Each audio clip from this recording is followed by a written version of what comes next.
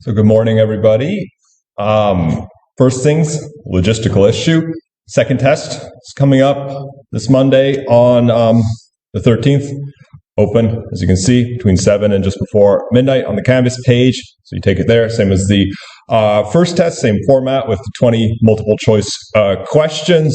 A little bit less material to study since we've only had 3 sessions since then. So nothing prior to the first test will be on it. This is session 5, session 7, session 8. Today's session is the material for the test. So be sure to study that.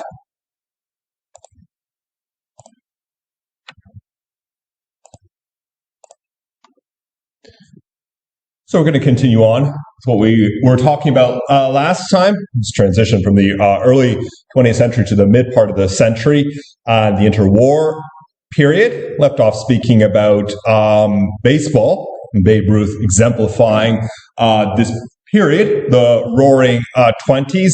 But if you had this kind of bohemianism and swell of modernization that came to America during this period, then inevitably you also had the forces of reaction as well, because it's rare that you're just going to have this outpouring of newness and transition and transformation without a contrary force. And there were plenty of reactionary forces working in America during the 1920s that wanted to preserve older mores or older social standards. And it's one of the great ironies that the Roaring 20s was the period of general prohibition in America, where alcoholic beverages were outlawed, were illegal during this period, because you think of this period as being one of a giant party circuit, but actually alcoholic beverages were illegal. And this came as the culmination of a push that had existed for a long time in American society, which really seemed to harken back to the austere Protestant traditions of America, not the Puritan traditions all the way back to the days of New England in the 1600s. The idea that drunkenness was a great vice of society, and the best way to do that was to just clamp down on the sales of alcohol altogether.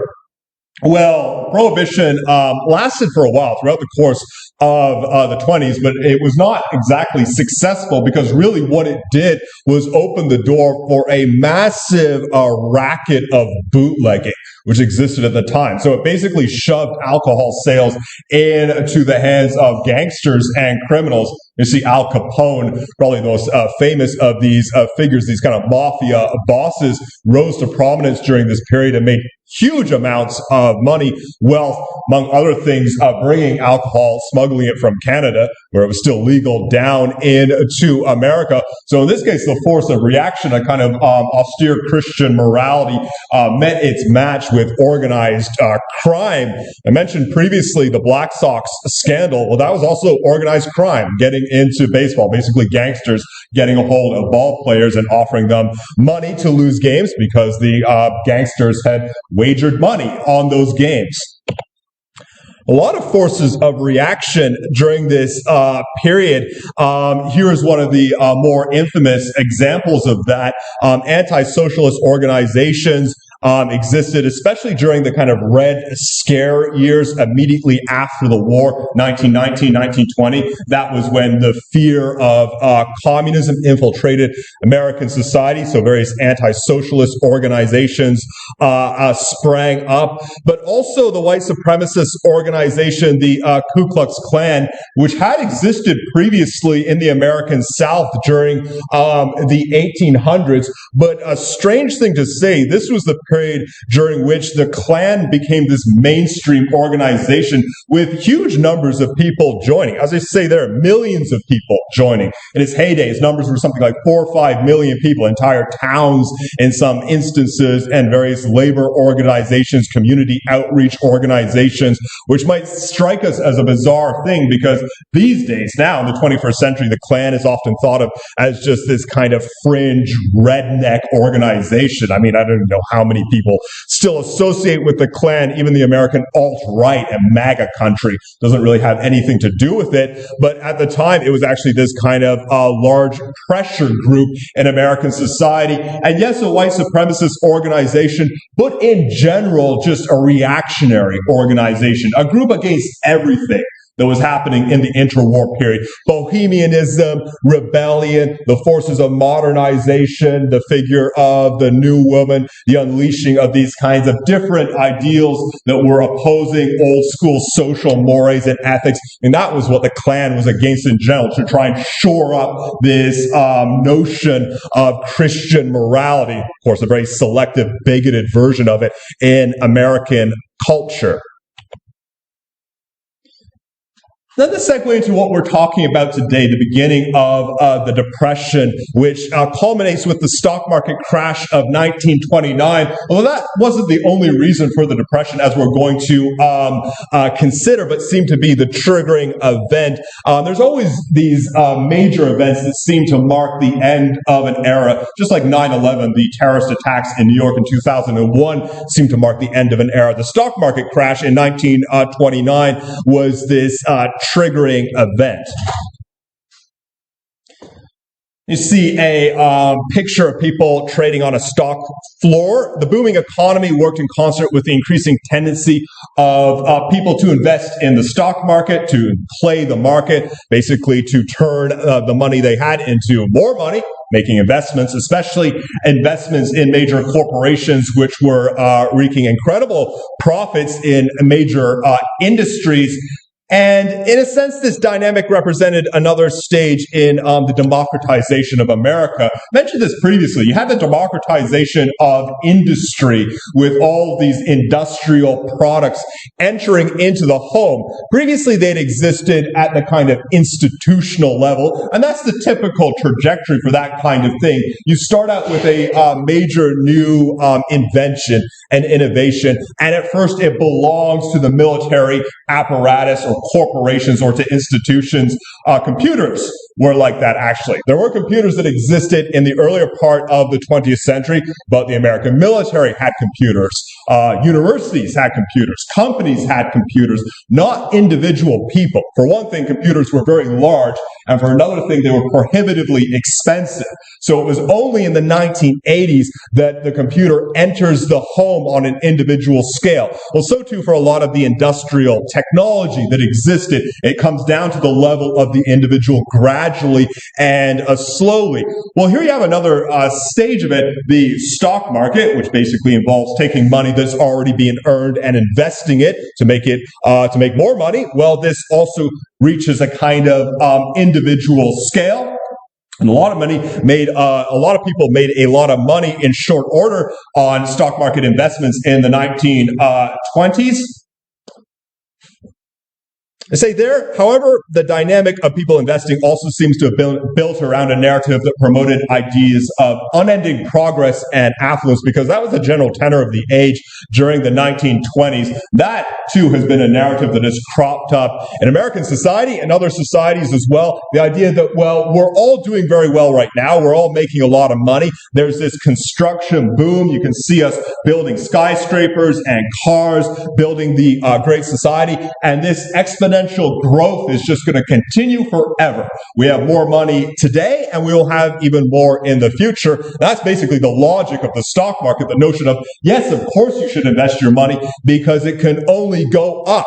You can only make more money in the stock market. Obviously a false narrative. That's never actually true. This is more the kind of a fluctuating system of ups and downs over time. But in the 20s, more and more people have brought into that narrative of unending progress. And so people, in many cases, were compelled to invest all of their savings in the stock market. Well, if you have a massive crash, such as the one that occurred in 1929, savings are just wiped out. Businesses fail, banks fail in the space of basically a week, which is essentially what happened. You see some of the news reporting on this. This was not just one crash, by the way, but a series of stock market crashes. The days where they occurred have been given various names like Black Thursday, Black Tuesday, where huge amounts of money, billions of dollars, were wiped off the books very quickly, and these crashes basically destroyed the narrative of progress, ruining investors and companies rapidly. People have talked about the reason why the market crashed. I mean, what's the underlying kind of story here? Well, there's all sorts of different ways to think about it. But for one thing, you have this sense, as I said, of inevitability. If you had continuous growth over a long period of time, well, eventually the bubble is going to burst. You don't just keep making money indefinitely into the future. There has to be a downturn, a slackening or a slowing in the economy, and it occurs when there isn't quite the same level of industrial production, when population numbers are not increasing at their usual rate, but there's just less demand for goods and products, all of these things. I mean, it's just inevitable within the economy, and that's basically what happened towards the end of 1929, where you had this slowing down of growth. But there is also, working in concert with that, the psychological impact of many people participating in the market. And here you have an interesting interpretation offered by John Maynard Keynes, who was a British economist, and in many ways the 20th century economist, who wrote about a series of economic events, including the reparations from World War I. And Keynes says, well, essentially what you have with the stock market is a whole bunch of people making investments when they are, in fact, ignorant about economics. And this kind of taps into something that's even broader in the human condition, the general ignorance of people. And I say that not as a criticism, but just as a kind of broad-seeking statement. Every single person, everybody on this planet is ignorant about a whole bunch of different subjects and topics, right? There are all sorts of things your average person or even your smart person doesn't know a lot about, because you can't know everything about everything. So this is kind of one of the realities that we deal with. It makes me think of the French philosopher Jacques Derrida. He was the kind of Slavoj Žižek of his day back in the 1980s. And someone approaches him and says, well, you're a great philosopher, you're a great thinker. Tell us, Mr. Derrida, what is the meaning of love? And his response is just, I don't know. I can't answer that question. I'm not just going to know about that, right? And that's true of everybody, right? There's a lot of different things we're just not going to know much about. And so this is true of the great mass of people, right? When they're playing the stock market, investing. So when you have a slowdown in growth, people don't understand what's happening in the economy. What's the end result? Well, usually people overreact to the situation because they think, oh my God, the market's not going up anymore. Something really drastic and bad is happening, when in fact it might just be something normal and natural. And so you see this tendency towards panic among people. They kind of overreact to things, and so there's a frenzy of trading that occurs. This is what started to happen in October of 1929, and there was so much trading, in fact, that the ticker tape ran behind, and in many instances people were left in the dark as to what the prices were, what the shares were. And so again, when people start to feel that not only is the market going down, but they can't even discern, can't even see what's happening, just increases the panic. So everyone starts selling their stocks rapidly, and it just snowballs into this giant crash that occurred. So I think that's a kind of interesting explanation of what happened here. People involved in economics, but as is the case of the overwhelming majority of us, not really understanding economics because they don't study it. Now you see the overall downturn in the economy, showing sliding market prices, which continued for several years until 1932. So this is a sustained period of down growth in the economy. The prices on the stock market would start to recover, but the damage was done, because it's rare, of course, to see this kind of sustained crash. Think about it in contradistinction to the rapid downturn that happened with COVID in 2020, crash, but also a quick rebound immediately thereafter. Well, this was years of this happening.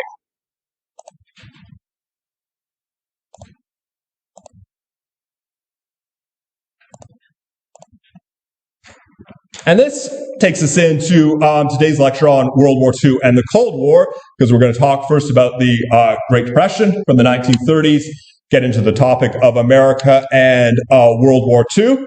That's America's participation in the war, 1941 to 45. Although the war itself had started earlier, America, similar to the First World War, enters a little bit afterwards in 1941, and then the beginning of the Cold War, 1945 onward. The Great Depression, which again begins with the stock market crash, the conditions of and reasons for the Depression years of the 30s, and the meltdown in Europe, which basically precipitates the beginning of World War I.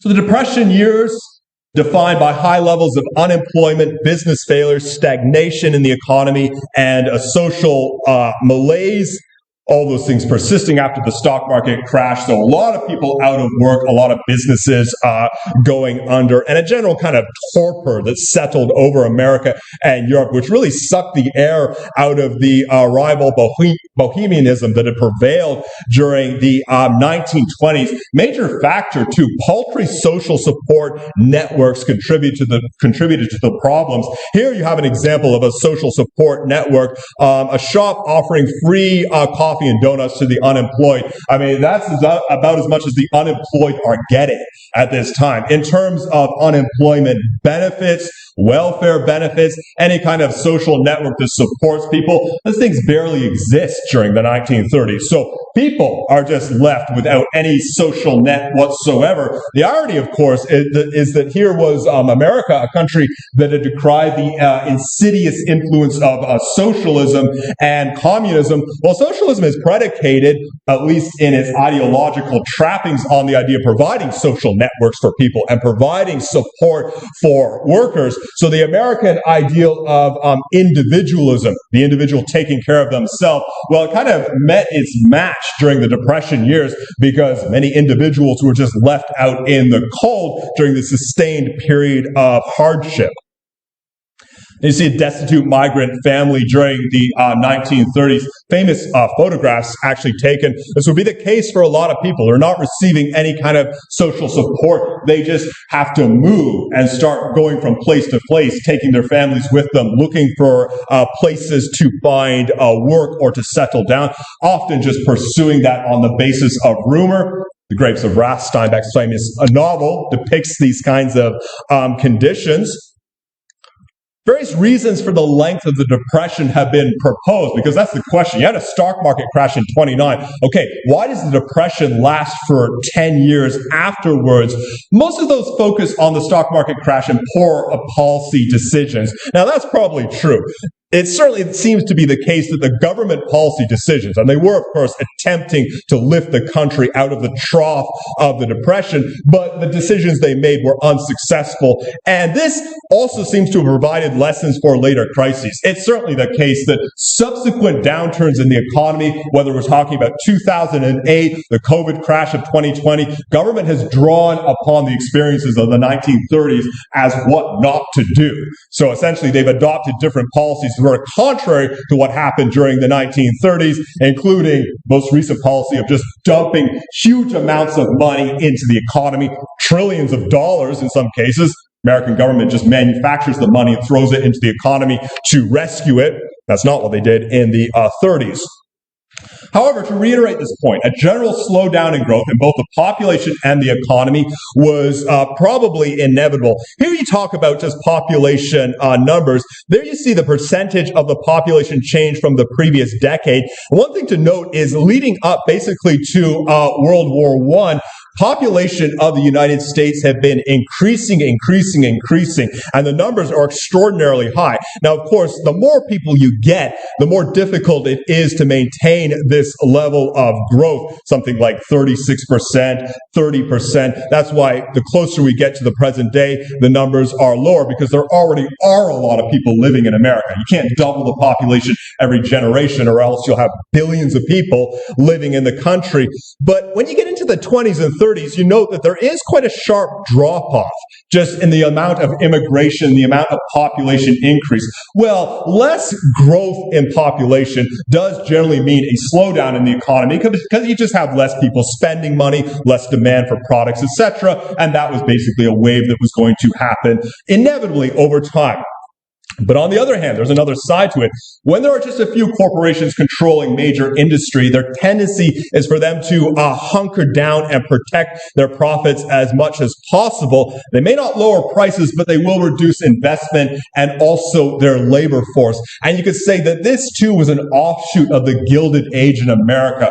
Remember when I said that period being the era of great corporations, these big, mega, monopolistic corporations which control entire industries? Well, if you form these monopolies, or say a series of companies which basically control a single industry, the tendency is for them to become quite conservative and even stagnant in their operations. So when you have a difficult economic period, these big corporations tend to act the way people do during times of economic hardship. How do people act? Well, they hunker down, right? They don't want to spend their money. They don't want to invest their money. They don't want to buy new things. There's this kind of sense of protecting what you do have. Corporations behave in a similar way. They don't want to make investments at this time. Well, the market's bad, right? Why invest money? They cut their labor forces. They don't want to pay the same number of employees anymore. They may not reduce their prices, because that would also cut into their profits. But the key point is, when you have some sheltered monopolies, they can get away with this stuff. It doesn't work if there's a lot of robust competition in the market, because then companies get squeezed out. But if you have a bunch of companies that are just basically sheltered, well, effectively they can do what they want. And so it triggers this self-perpetuating cycle, lack of investment, lack of spending, lack of hiring, and it just goes on and on like this in this continuous spiral. And I think for me that's the kind of best explanation of what was happening during the 1930s. Government policies which were bad, lack of social support, lack of welfare benefits for individual people, and the same corporations and companies basically not wanting to spend any money, and so it just creates the whole maelstrom that continues. The question, which is an open question, is whether such market concentration, basically meaning just a few companies or monopolies, is that central to the workings of capitalism? Is that the direction that capitalism basically tends in, towards squeezing out competition as much as possible? Again, you have to look at the landscape today, and we note these big mega companies and corporations which have dominant roles in central industries, circulation of information, or the distribution of products. Here I'm thinking of the ones I mentioned: Google, Apple, Meta, Amazon. I mean, you see that tendency towards those big mega companies. It's not healthy for economies in the long run to have wealth and power concentrated in just this small coterie. There's an emblematic photo of the Hindenburg disaster, which is famous because it was caught on camera. And there's also a famous live newsreel of this event happening. Big airship of Zeppelin basically catching fire, crashing to the ground in New Jersey in 1937. I just put that up there because it's symbolic of what happened in Europe. Because however bad the situation might have been during the Depression era in America, it was worse in Europe. In fact, in retrospect, that became the story of the 20th century. You'd have to say, kind of framing subsequent events, the total meltdown in Europe that occurred during the interwar period. Not just the Depression conditions that existed on the continent at the time, but the descent into extremism, which took hold of the European continent, because it was during the 20s and 30s that the fascist regimes emerged in Spain, Italy, and Germany. Extremist, right-wing, militaristic, nationalistic governments ruled by dictators, but also working kind of in tandem with that, the incredible radicalization of the Soviet regime as well. Communism kind of on steroids during the 1930s, the emergence of the Soviet state. This was the story of Europe during this period.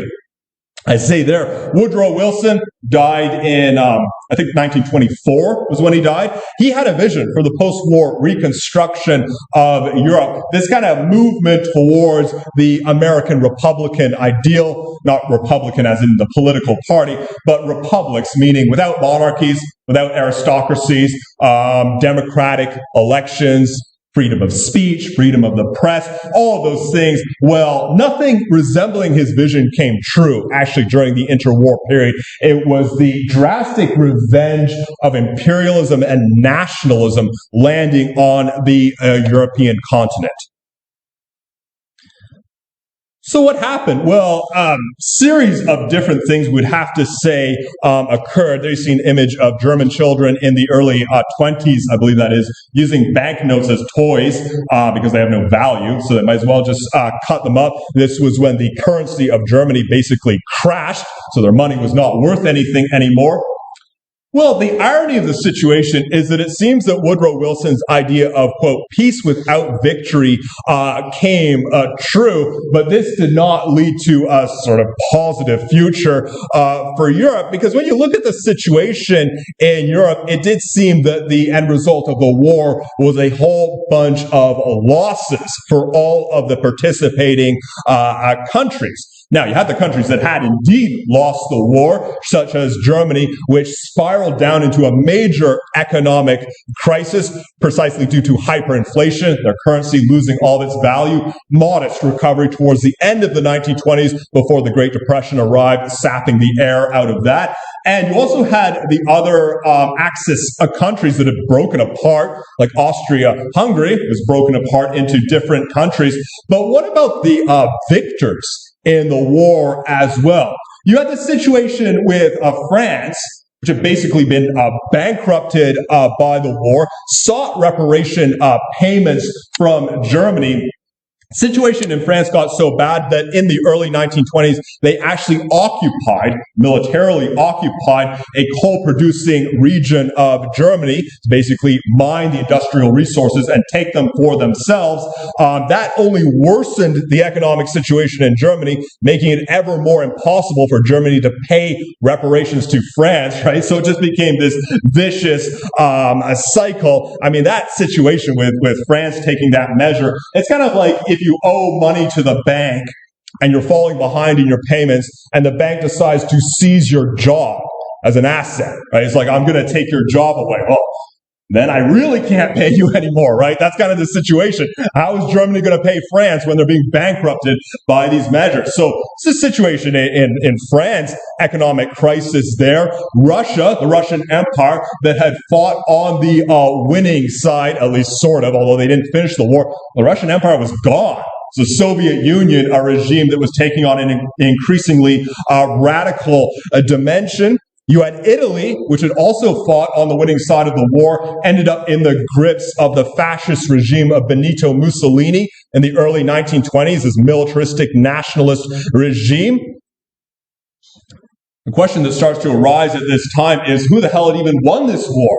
I mean, because it didn't look like anyone was gaining anything after the fact, and that, of course, was a culmination of the realities of the war, which was that it was completely destructive, devastating, had totally shattered whatever order existed in Europe. Nobody could actually win the war. The only country that sort of survived in its present form was Britain, mainly due to the resources of the empire. But Britain was not in a position to oversee the development of peace and stability in Europe. In fact, Britain was basically fighting against its own inevitable process at this time, which was the breakup of the British Empire, which was already starting to happen at this time. Countries had not yet declared independence, but they were certainly moving in that direction in the Middle East, in India, and the closest country to Britain that had been part of its empire, Ireland, had in fact declared independence during the course of World War I. So Britain was caught up in dealing with issues within the empire and also starting to acknowledge, and at least in an implicit way, the inevitable breakup of the empire. Interesting thing about this, I mentioned this previously, America was the country that seemed to win the war in a tacit sense. There had been this tremendous transfer of power and wealth to the United States because America bankrolled the First World War, and America was obviously the country that could oversee reconstruction in Europe. But America did not use that power in the interwar period. They didn't get involved really heavily in European affairs. They more adopted a sort of isolationist policy of standing a little bit back from European affairs. And so that also contributed to the situation, America misreading the degree to which power vacuums were opening up on the continent. And so this created the conditions for the Second World War. And here are a couple of topics we're going to talk about in this context. America and World War II. America and the Third Reich, that's the Nazi German regime, which lasted from 1933 to 1945. The Pacific War, which was the main theater for the American war against the Japanese, although America was involved in the war in Europe as well, and the atomic bombings of Hiroshima and Nagasaki, August of 1945, which basically brought the Second World War to an end. It is worth pausing and dwelling on this idea of a connection between America and the Third Reich, if only because, well, first of all, America was at war with Germany, eventually, not immediately, but eventually they were at war with Germany, but also because America, speaking collectively, has sort of obsessively returned to this particular period in European history. And part of the reason for that, I think, is that America sees a sort of distorted reflection of itself in Nazi Germany. And there are a couple of different dimensions to this. Well, first of all, you start with the actual election of Adolf Hitler, the fascist dictator of Germany in 1933. In the lead up to his seizure of power in 1933, Adolf Hitler transformed himself into a distorted version of a democratic candidate, which had not been the beginning of his political career. Immediately after the war, Hitler, this anonymous soldier who participated in the German army, even though he's Austrian originally, but Hitler had been intent on seizing power through revolutionary means. In fact, he even attempted a revolutionary overthrow of the German government in the early 1920s. Short-lived revolutionary movement, caught and imprisoned, sentenced to a long period in prison, but he only spent, I think, about 9 months in prison and was subsequently released. Afterwards, he basically abandoned the idea of the revolutionary overthrow of the government and determined to acquire power legally.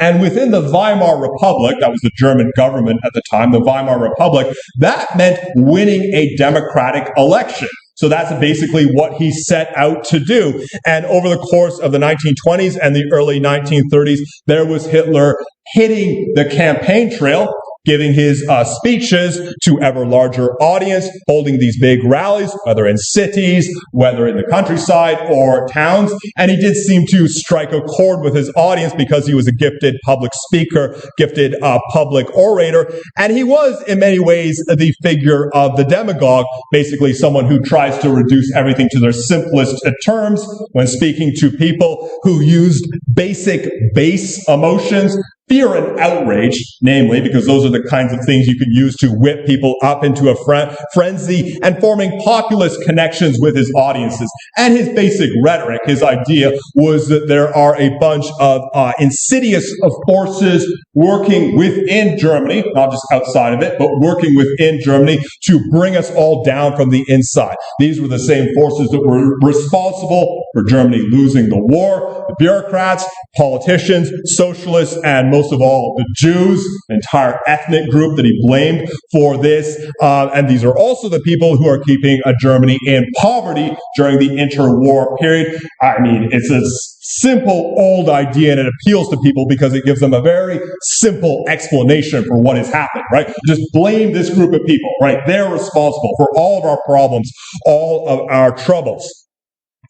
He alone, I mean, you could talk about the dynamics of the Nazi Party itself because it was a political party, but he alone, more than anything else, brought this fringe extremist party into the mainstream, because the Nazi Party always was a fringe extremist party. I mean, they didn't have anything in the way of support in the 1920s, but he had a way of kind of rallying people, connecting with people, and drumming up support. And he became that figure of the Democratic candidate, because this is what candidates do in a democracy. They stand up there and they spew a bunch of political rhetoric, and it's about connecting with audiences and just drawing people to you, drawing more and more support. It doesn't matter if what you're saying is true.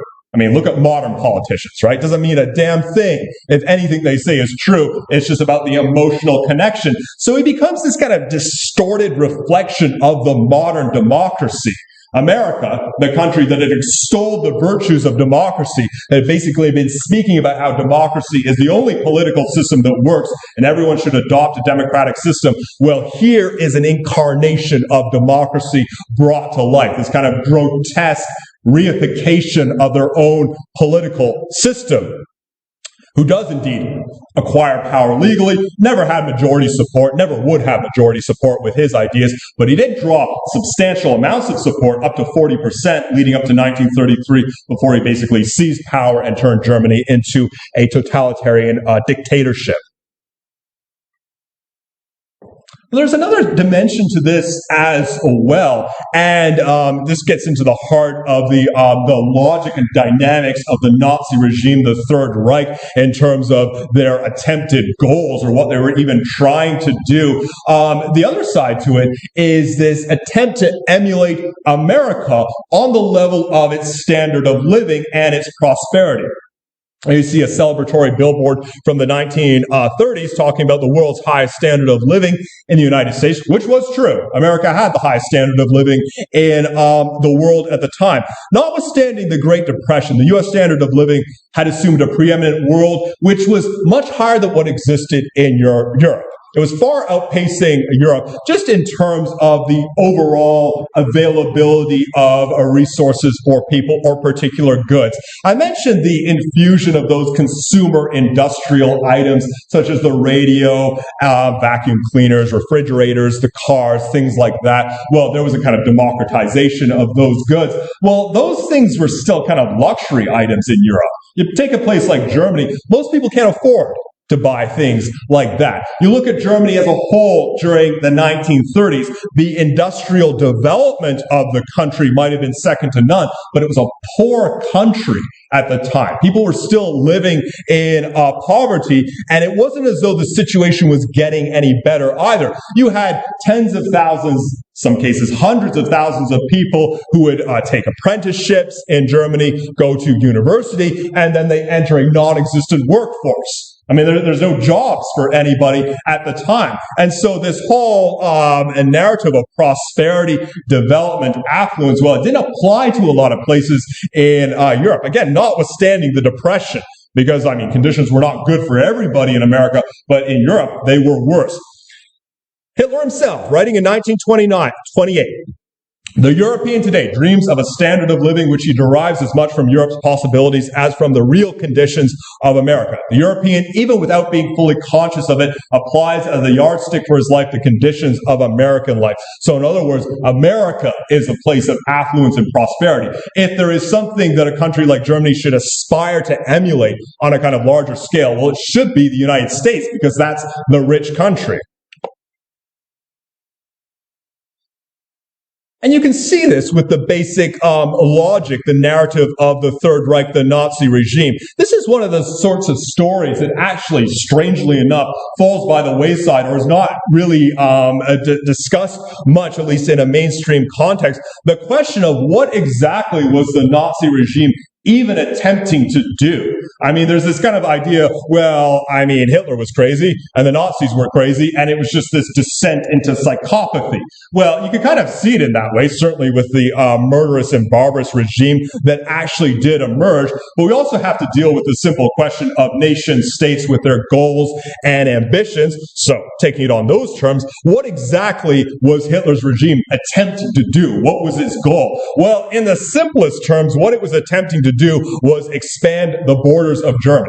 I mean, that's basically it. That's what they were trying to do. They're trying to take over more land. Simple logic of the Nazi regime. The country's too small. It's too small, doesn't have access to enough natural resources, doesn't have access to enough food, enough petroleum, population is too large. We're just hemmed in, trapped in this narrow tract of land. Okay, so we need to take over more territory. That's basically what they were trying to do with the Second World War, this expansionist agenda out into Eastern Europe. There you see the line marking the original goals for the expansion of the German Reich all the way into Eastern Europe, encompassing vast tracts of land, countries, nations like Ukraine, Belarus, up into Russia as well. What about the people living here? Because there are millions of people already living here. Well, they are either going to be expelled from this territory or they're going to be killed off, exterminated. I mean, that was essentially the plan. There was no kind of goal on the part of the Nazi regime to incorporate these people into the new Reich.